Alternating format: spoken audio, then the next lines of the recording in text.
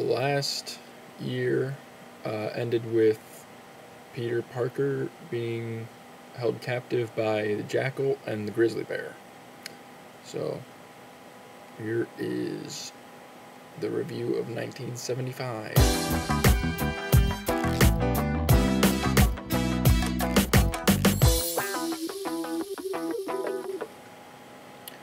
Alright, so the first issue here opens up with the continuation of the last issue, where the Jackal has knocked out Peter, and, you know, Peter's sitting there in front of the Jackal and the Grizzly, and the Jackal's like, yes, Peter Parker will lead us to Spider-Man, or something like that. So then, that's, you know, Peter's kind of groggy, and then the Jackal knocks him unconscious and attaches a harness to his arm that is like acts as a tracer. So like the Jackal knows his location and will lead him to Spider-Man. And as soon as Peter wakes up with this thing on his arm, like he wakes up somewhere, and if he tries to tamper with it, and a recording from the Jackal says like, didn't, if you tamper with the device, it's gonna self-destruct and take the arm with it. Yeah, then Peter just burns the controls with a torch and cuts off the harness, and it's all good. Then he changes into Spider-Man, goes after the Grizzly, and when he actually fights the Grizzly, it turns out that the Grizzly's strength was just because of a special suit that the Jackal made for him. And then Spider-Man beats the Grizzly, webs him up, and calls the cops. And then there's no sign of the Jackal. So, again, the Jackal starts to do something good and awesome, and then just is gone. So, you know what? Screw you, Jerry Conway. In the next issue, the Spider-Mobile is back, and it's just ridiculous. It's absolutely ludicrous. But I do like that they make fun of it. You know, whenever they bring it back, they just kind of make fun of it as... Then Spider-Man drives it off a pier by accident because he thought he saw an alley, but then it was just, you know, a pier, so he drives it into the river. Then Spider-Man starts seeing things, and then he sees and he fights Mysterio. And then when he tells Betty and Ned at the Daily Bugle, as Peter Parker, obviously, Ned says, Mysterio's been dead for a year, so that's impossible. And so Spider-Man thinks that he's seeing things.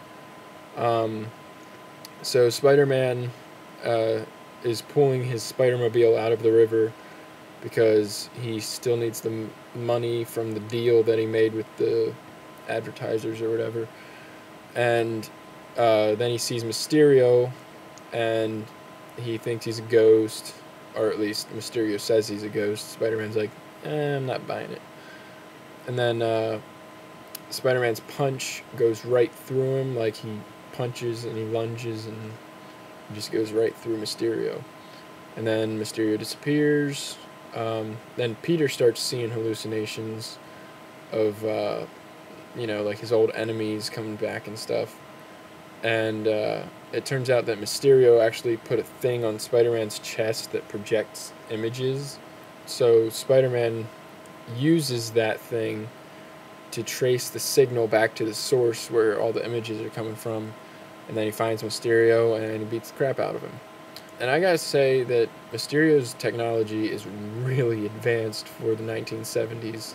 Like, even if I saw something like the stuff that he has today, I would be extremely impressed. Like, it's still futuristic even by today's standards. But you know what? I'm gonna let it go because Mysterio's pretty awesome. Then Yeah, it turns out Jameson hired Mysterio to defeat Spider-Man, and then Mysterio's like, but if you don't help me out here, then I'm gonna tell everybody you were involved. And so Jameson just goes off to France, and then like he sends a telegram to Robertson, Joe Robertson at the Daily Bugle, and requests for him to come immediately with $1 million in bonds. So Robertson brings Peter along, and at the airport before they get on the plane, Peter and MJ kiss, and it's like, what? And then he boards the plane, and they find out that Jameson has been kidnapped after they land in France. They get a call from the kidnappers, and so yeah, Robertson brought the ransom money, and he was on his way to meet the kidnappers, and then Spider-Man's tracking him, just to see what's up, and then when he gets to the kidnappers, Spider-Man beats the crap out of him, and then their leader, Cyclone, shows up and defeats Spider-Man and makes off with Robertson. Then he says that if $1 million is not paid in 24 hours, then Robertson and Jameson will die. So then Spider-Man goes to the place, like the meeting place, and uses a fan to defeat Cyclone by reversing the... No. And then he gets Robertson and Jameson back, and Jameson's really upset that Spider-Man saved him. I must say I really like issues where Spider-Man travels to other countries. I don't know. I just really, really enjoy those. So far he's gone to London, well, England, and he's gone to Canada, and now he went to France. So it's pretty cool. So then when Peter gets home, he sees Gwen in his apartment. And Aunt May had seen her previously, and then she went to the hospital because she was just too much shock or something like that. And then, but yeah, Peter doesn't believe it's really her, and he's, thinks she's some kind of imposter, and, somebody's putting her up to this. And so he just takes off and goes to visit Aunt May in the hospital. And then Spider-Man hears something about the Scorpion robbing a bank, and so he takes off looking for him. And I must say I like Scorpion, but at the same time, I really don't like his suit at the moment.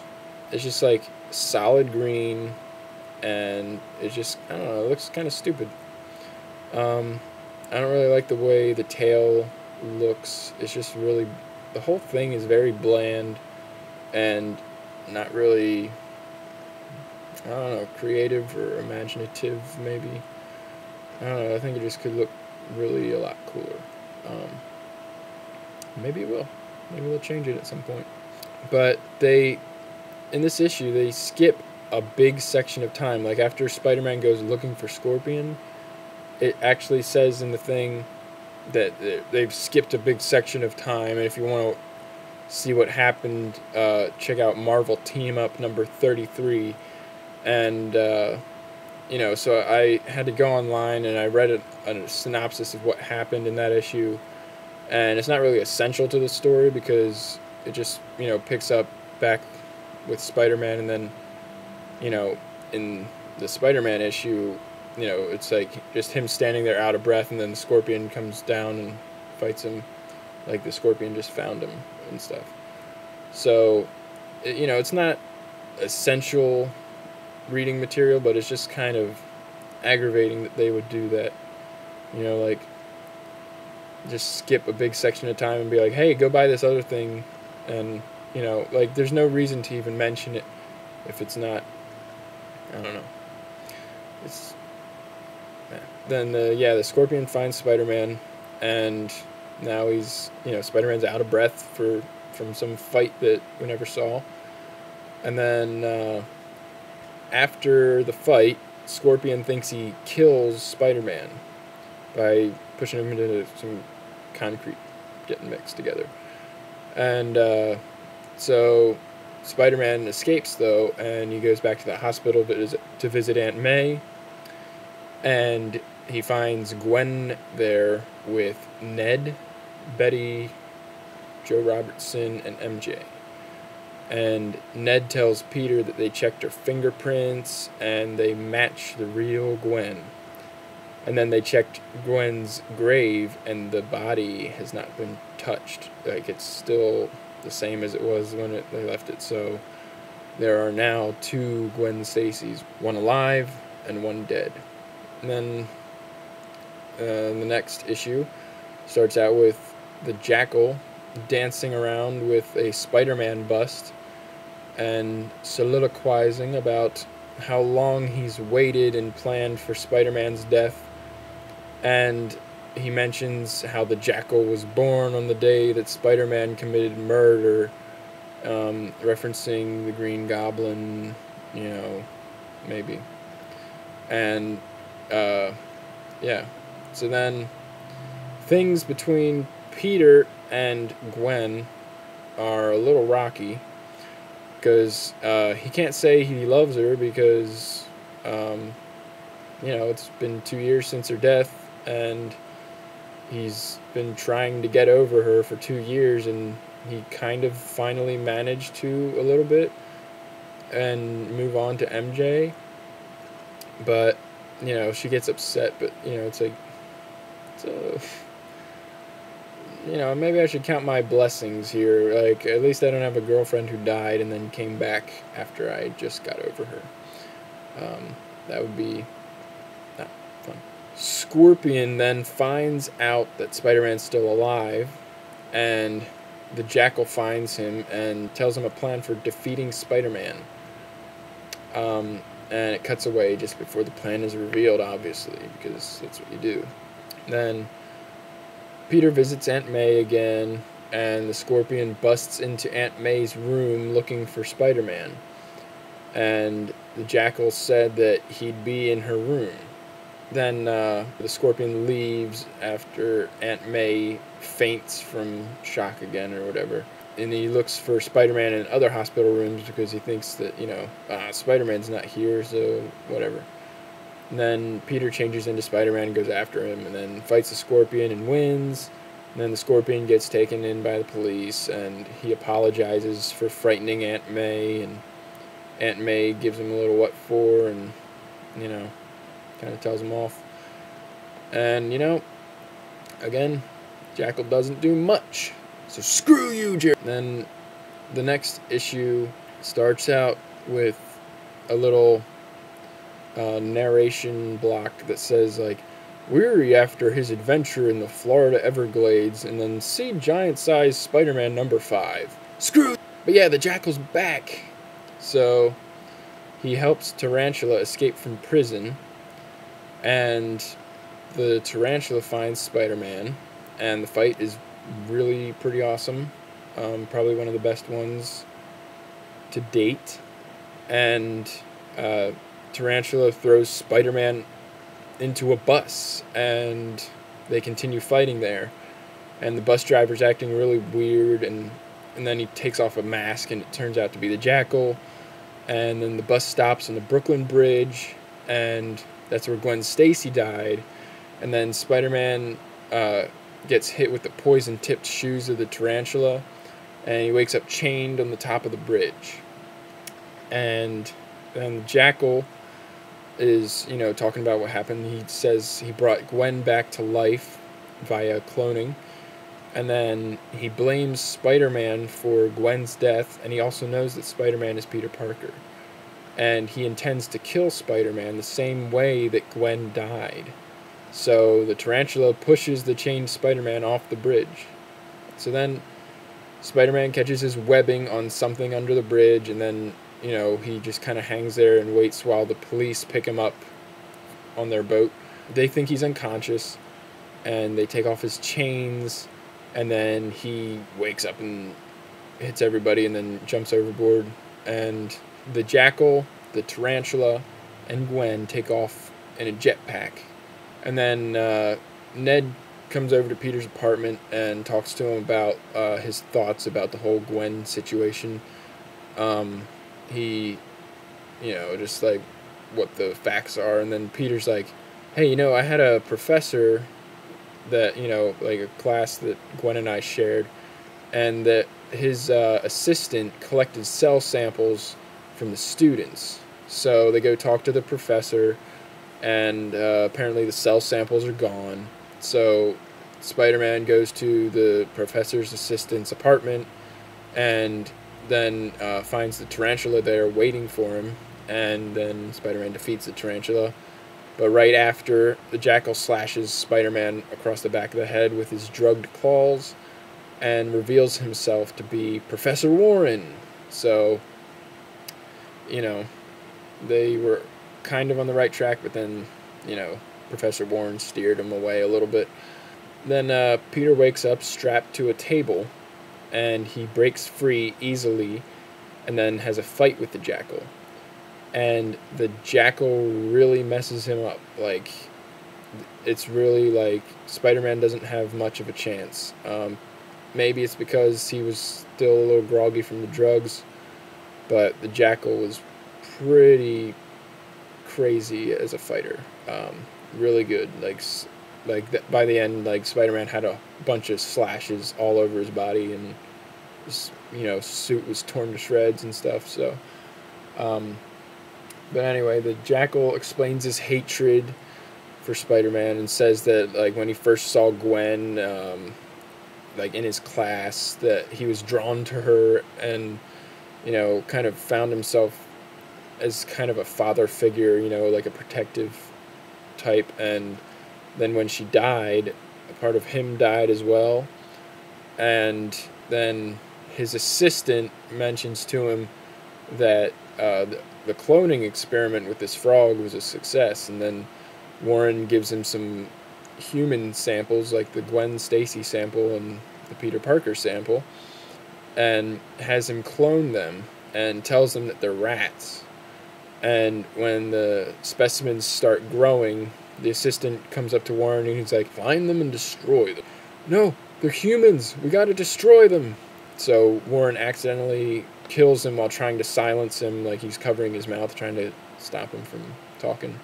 And then he convinces himself that it wasn't him that killed him, Professor Warren. He says, no, it was the Jackal that killed that guy. And then he creates the suit and everything. And then the Gwen clone matures, and he promises to punish the man who killed her while she watches. And so he tells Spider-Man to meet at Shea Stadium for a final showdown, and then he runs off. And Spider-Man's just like, what's going on? So then Spider-Man goes to the stadium, Jackal knocks him out, and when he wakes up, there's another Spider-Man waking up at the same time, saying the same stuff that the other Spider-Man is saying. Then the Jackal announces that he has also cloned Peter and erased some RNA memory cells so that both of the Spider-Men believe themselves to be the real one. And only the real one will be able to free Ned from an explosive device, because he's kidnapped Ned Leeds as well. Its diffusing mechanism is sensitive only to the real Spider-Man.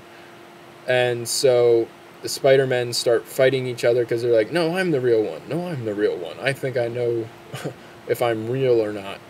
And then they start to snap out of it and think, like, well, okay, regardless, we kind of got to work together here. And then at the same time, Gwen also kind of snaps out of her trance that the Jackal had her under. Then she convinces the Jackal to snap out of his madness by calling him a vicious murderer and by ripping off his mask and tearing it up. And then Warren's like, oh, man, it was me that murdered that guy, not the Jackal. And then he frees Ned Leeds because he doesn't want to be a murderer again.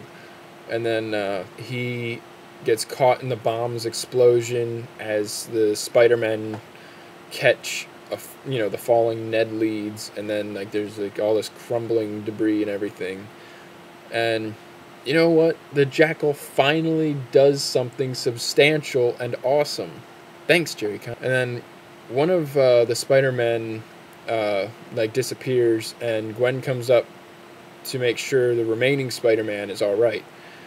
And then her and Peter go to a cemetery and visit Gwen's grave, and then Gwen tells Peter that it's goodbye because she's not the same person as the old Gwen, and then she leaves and Peter cries. And then Peter goes to his apartment where MJ is waiting, and by the way, they talk just before he goes in and shuts the door.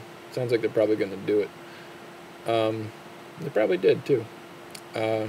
Then you're still not sure whether or not Peter is the real one or the clone at this point, because the other one is gone, and so this is the only one around, and maybe he's the clone, maybe he's not the clone. I don't know.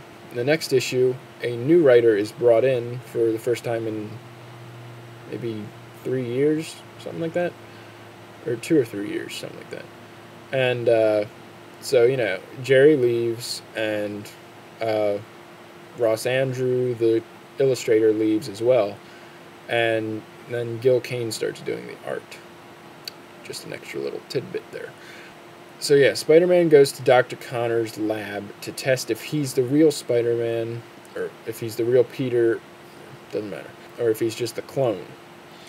And so he goes to sleep while the results are coming in, and then he fights the Vulture, and he fights Sandman, and he's defeating these guys, and they keep blowing up, and then he fights the Kingpin, he blows up, and then he fights a Spider Slayer robot, like those other ones that he fought before, and this one's bigger and crazier than before, and Smythe, the guy that's controlling the robot, he says, haha, I've created 3 robotic versions of Spider-Man's foes to fool you and to, wear you down and make you think that you're dreaming or something. And then, the Spider Slayer is winning, and Spider-Man is about to die, and he realizes something. He realizes that he is the real Spider-Man without a doubt, because he realizes how much he cares for MJ, and the clone would have only cared for Gwen because that's all that Professor Warren knew about. So then Spider-Man, musters up the strength and proceeds to rip the Spider Slayer apart and give Smythe a good wonk.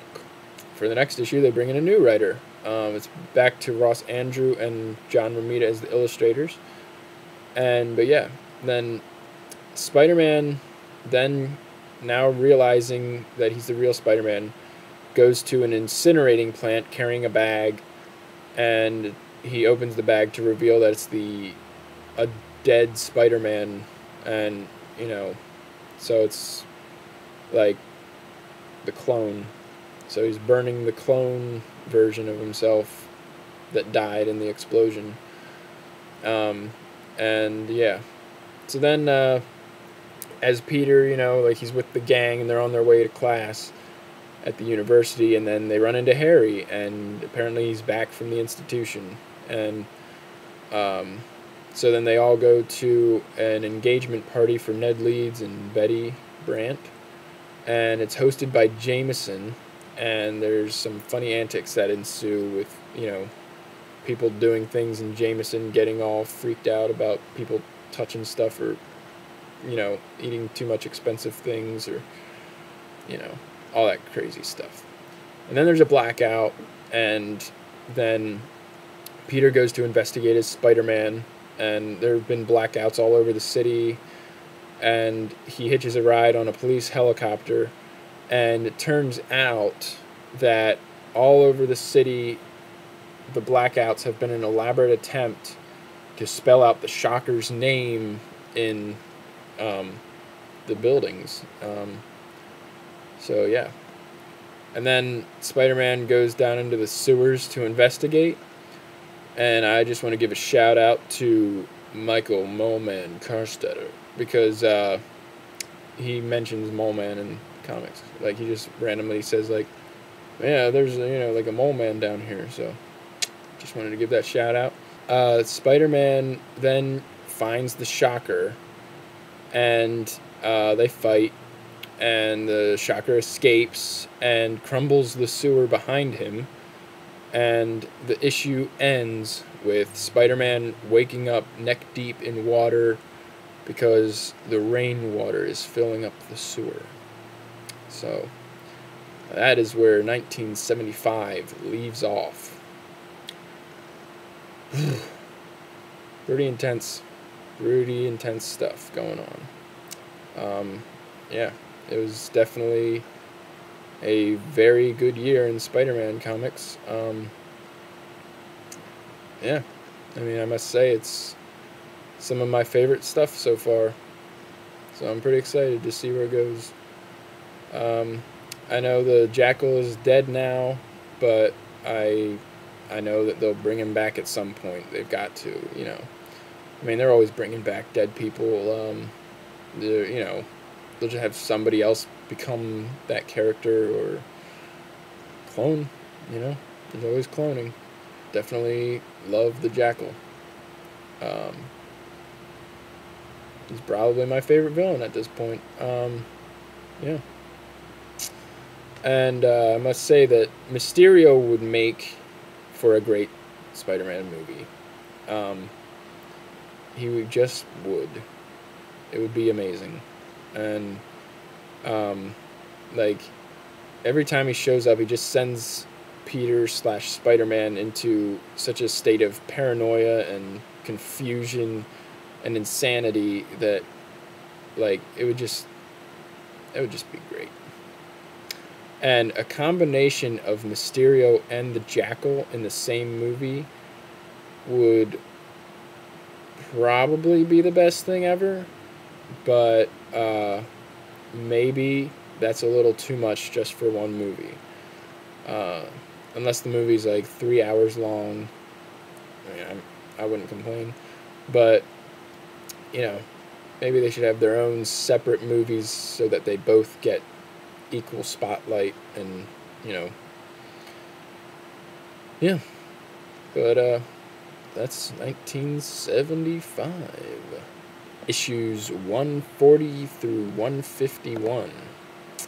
So I will catch you next time with issues 152 through 163, as well as the first issue of the Spectacular Spider-Man. So this is where it's going to start to get real, folks. This is where multiple series start coming into play. From now on, I'll be reviewing both the normal Amazing Spider-Man and the Spectacular Spider-Man series in each of these videos. So, yeah. See how that goes.